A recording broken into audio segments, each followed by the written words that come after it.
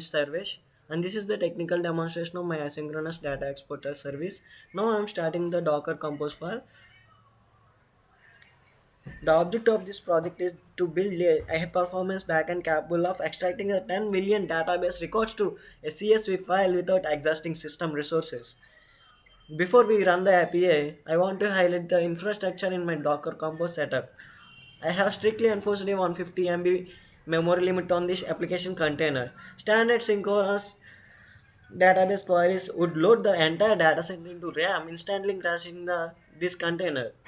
Let's look at the memory status by docker stats data exporter app command. This is a status.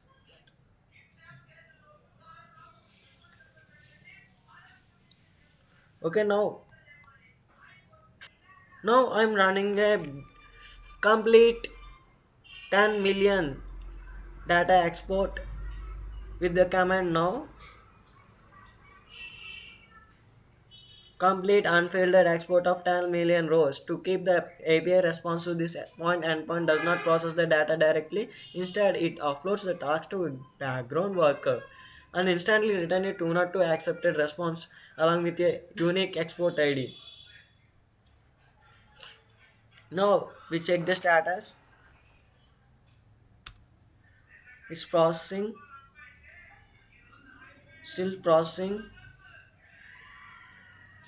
Even though when I poll the status endpoint, you can see the background. You can see the background worker is actively processing the data, and it it remains only peaking at around 60 MB to 70 MB only. Now now I am canceling the long running jobs. I'm now sending a delete request to cancel the ongoing export. Now again checking the status.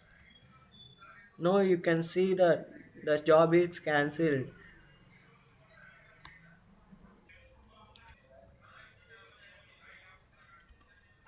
Next, I'll demonstrate the filtering and custom formatting requirements. I am initiating a new export. This time I am filtering specially for premium tier users. I am using query parameters to request only the ID, email and country code columns, and changing the standard comma delimiter to a pipe character. You will wait just a moment for this small subset of data to finish the processing and reach 100%. Now I'm checking the status of job 2 by giving the state. Now it's completed. It filled. It total rows is 33 lakhs 31,679. Process rows also same, and percent is 100%, and they created at this timeline and completed this timeline.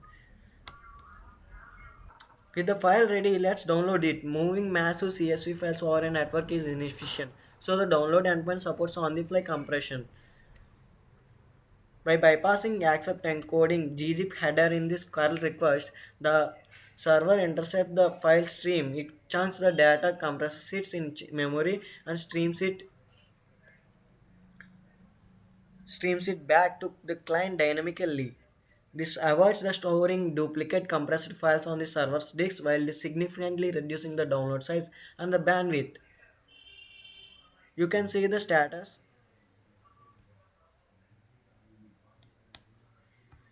You can see the downloaded premium dot exported premium.csv.gz compressed file in this explorer. Just now it's added.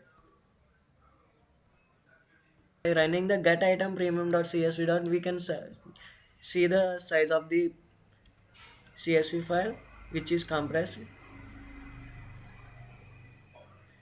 It's just 209, means 20 MB, I think, nearly 20 MB.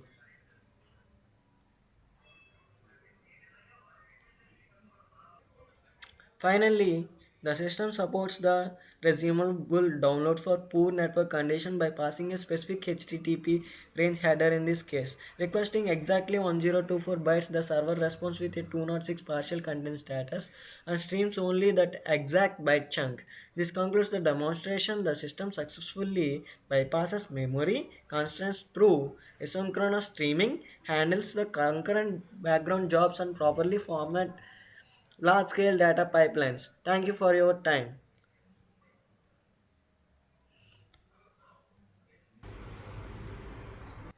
Now I retrieve the partial.csv file data. It's just 1024 KB. This is also added in this one.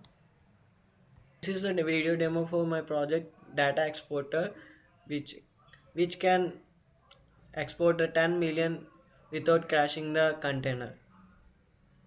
Thank you for your valuable time.